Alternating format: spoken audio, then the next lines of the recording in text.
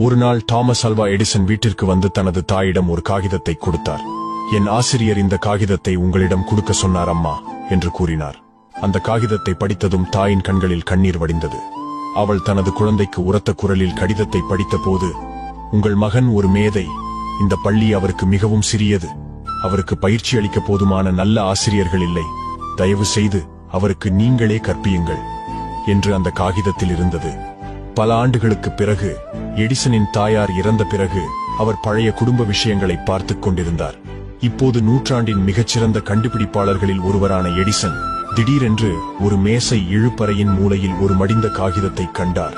அதை எடுத்து அதனை திறந்து பார்த்தார். அதில் இவ்வாறு எழுதியிருந்தது: உங்கள் மகன் மனநலம் பாதிக்கப்பட்டவர். இனி அவரை பள்ளிக்கு வர அனுமதிக்க மாட்டோம். எடிசன் மணிக்கணக்கில் அழுதார். பின்னர் அவர் தனது டைரியில் இவ்வாறு எழுதினார்: தாமஸ் ஆல்வா எடிசன் ஒரு மனநலம் பாதிக்கப்பட்டவர்.